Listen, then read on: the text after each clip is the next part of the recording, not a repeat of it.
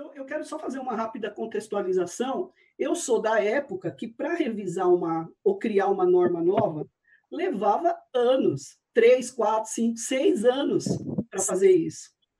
E, de repente, muda o governo e a gente começa a ser bombardeado com informações a respeito da revisão das NRs.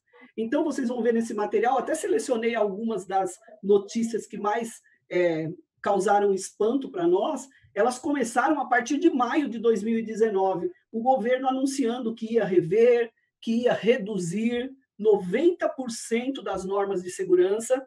Eu tenho certeza que vocês, né, que estão nos assistindo devem ter ficado muito espantados, talvez até desmotivados, né? Porque, principalmente assim, eu tenho mais idade, então eu assisti na prática essa construção. E aí você vê o governo falar que vai cortar 90%, você começa a pensar em desconstrução. Uma das notícias era o governo vai eliminar 3.000 tipos de multas estabelecidas em NRs até dezembro de 2020. Então, a gente veio nesse processo logo no começo de 2019. Quando foi no mês 7, houve a primeira publicação de realmente trabalho já efetivado. A gente viu a NR2 ser eliminada, né, revogada. A gente viu a primeira alteração de NR1, depois teve a outra que, um ano depois, ela vai entrar em vigência, que criou gerenciamento de risco ocupacional, né? Esse é para daqui a um ano. Mas lá em 7 de 2019, nós já tivemos uma primeira alteração na NR1, tivemos alteração na NR12. E eu falei para o doutor Ório que foi aí que eu comecei a me acalmar, porque eu comecei a ver que não era verdade isso, que ia cortar 90%. Você pega, por exemplo, a NR12, só pelo volume de página que era e passou a ser a NR12, só de olhar a quantidade de página, você já vê que aquilo não reduziu, aumentou, né? A forma que a NR12 foi organizada ficou muito melhor, muito mais fácil de entender do que era antes da revisão. E aí a gente começou a se acalmar, né? Nós depois a gente teve a questão no mês 3 de 2020, né? Porque a gente começou 2020 também com o Bolsonaro voltando no assunto, que ia alterar, o que ia fazer. Ele tuitou assim, ó, as NRs infernizam a vida dos empresários, dos comerciantes, dos empreendedores. Ele colocou dessa forma, logo no começo, já dia 6 de janeiro de 2020, ele tuitou assim. Né? Foi assim que a gente começou 2020. E aí, na prática, nós tivemos lá em 11 de 3 de 2020 as publicações do que vai entrar em vigência um ano depois. Então, é para março de 2021.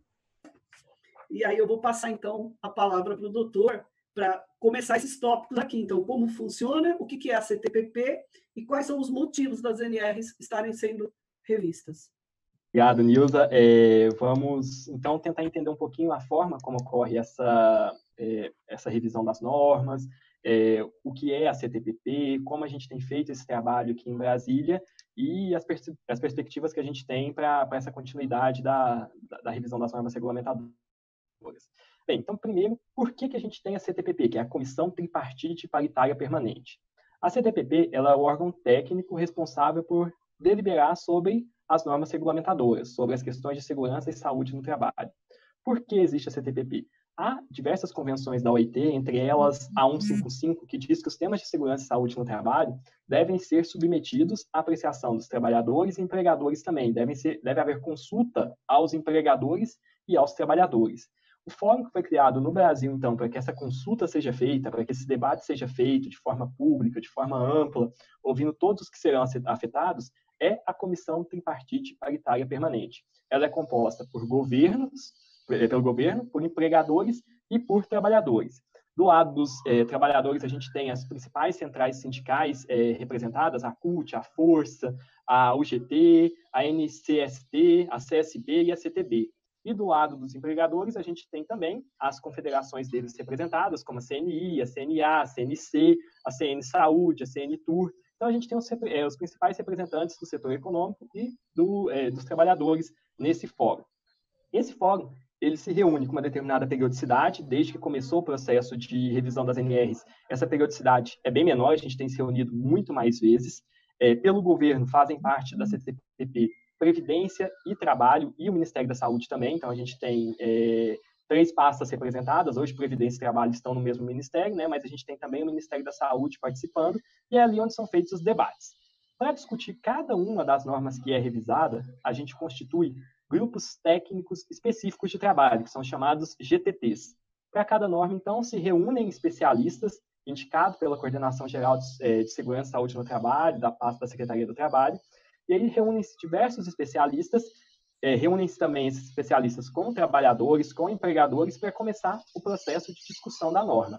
Essas normas são discutidas amplamente nesses grupos técnicos, de onde sai uma sugestão de texto, e essa sugestão de texto ela é submetida a uma consulta pública em regra, a maioria é submetida à consulta pública, colhe-se as informações a partir dessa consulta pública, e então, o que é possível se incorporar é incorporada a norma, o que se verifica que está errado, que precisa de revisão, já é feito, e depois de todo esse trabalho feito pelo GTT, a norma é levada, então, ao plenário da Comissão Tripartite Paritária Permanente para deliberação. Aí começa a discussão, e aí, normalmente, em 2 dias de reunião, a gente tem a avaliação dos pontos em que há consenso, dos pontos em que não há consenso, e a sugestão de encaminhamento da norma ao, então, hoje, secretário especial de Previdência e Trabalho, que vai editar uma portaria publicando essa norma ou não.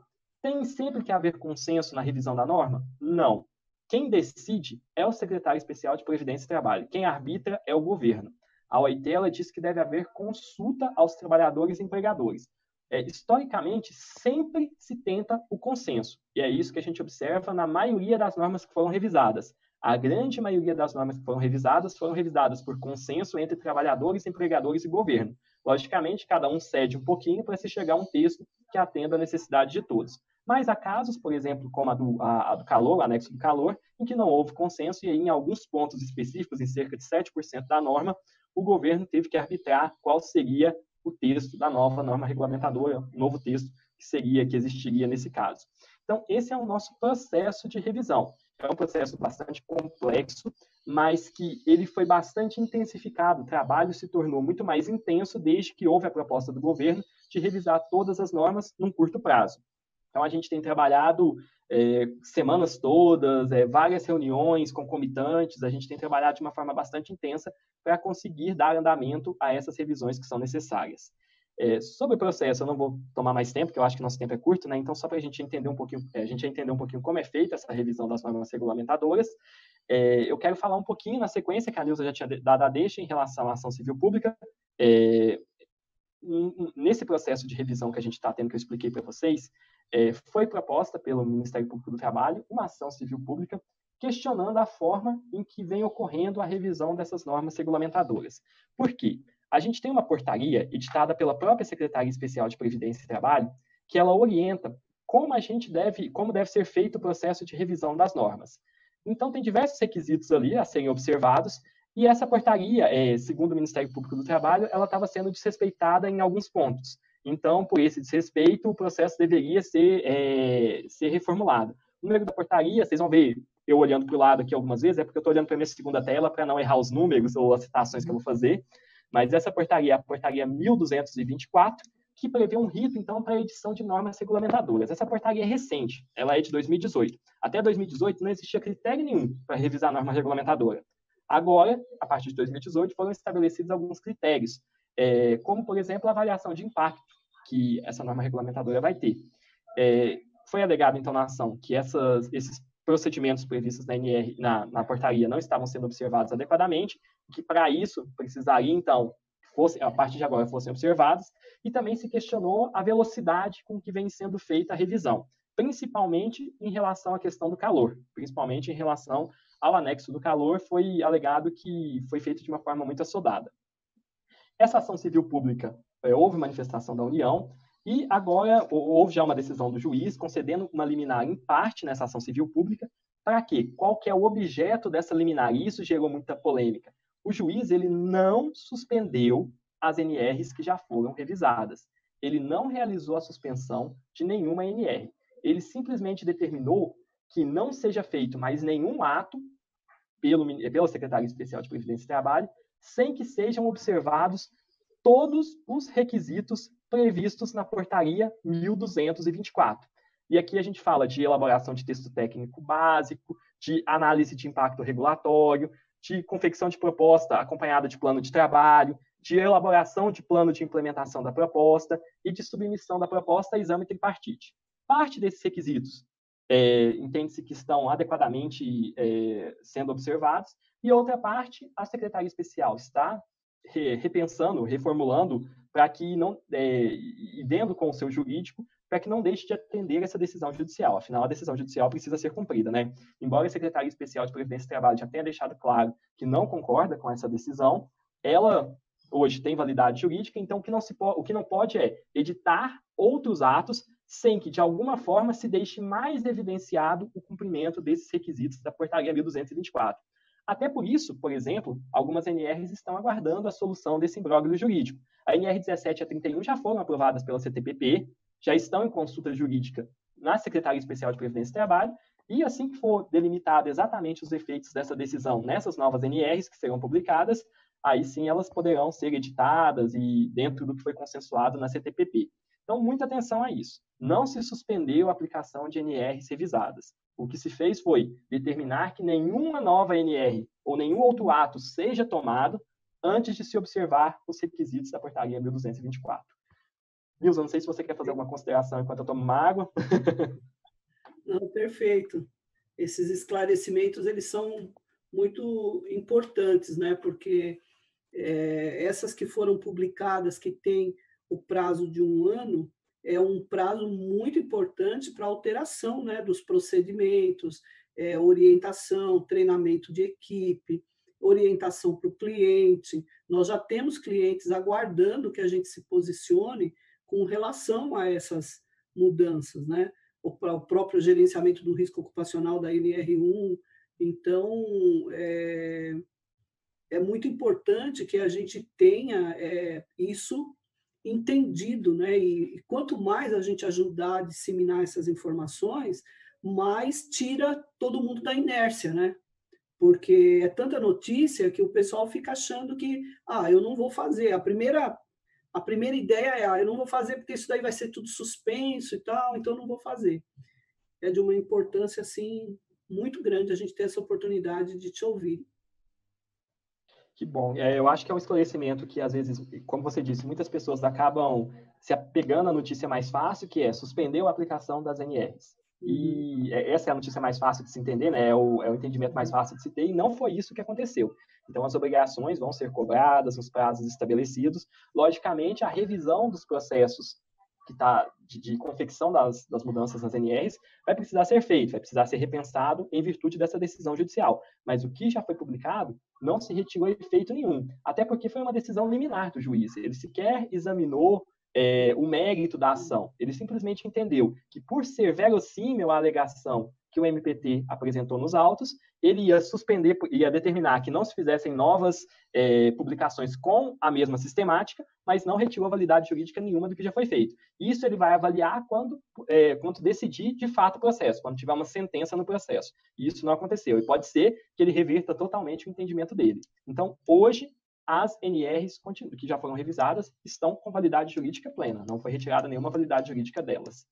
É muito importante que a gente saiba isso. O trabalho da CTPP continua, os grupos técnicos continuam se reunindo. O que está sendo feito agora é se repensar junto com a CTPP se há algum ajuste que é necessário no procedimento para que não se deixe de cumprir a decisão judicial que foi proferida. Então, se for necessário algum ajuste, ele vai ser feito. Isso está sendo avaliado pelo Ministério, né, pela consultoria jurídica, e provavelmente nenhum novo ato vai ser editado antes disso. Agora, a partir do momento que houver segurança jurídica para a edição de novos atos, é uma preocupação grande com a segurança jurídica, porque não se quer publicar novos atos sem que se tenha certeza da validade jurídica deles, então por isso se deu essa parada para se pensar, para se refletir e analisar juridicamente os efeitos da decisão, e a partir do momento que se tiver segurança jurídica, volta-se a publicar. Mas o trabalho continua, os grupos continuam se reunindo, o debate continua sendo feito, e tudo vai continuar fluindo da forma como precisa fluir, já que o trabalho de revisão das NRs é muito importante, tem sido feito com muito zelo, por técnicos altamente qualificados, Então, é muito importante que a gente continue esse trabalho, modernize as normas. Eu até não tinha dito, mas o mote dessa revisão é simplificação, desburocratização e harmonização das normas. E quando eu falo em harmonização, eu acho que é um anseio muito grande nosso, né? Porque muitas vezes parecia que os conceitos das normas não se conversavam, parecia que a legislação previdenciária e trabalhista eram totalmente diferentes, umas respeitavam a NHO, as NHOs da Fundacentro, outras não.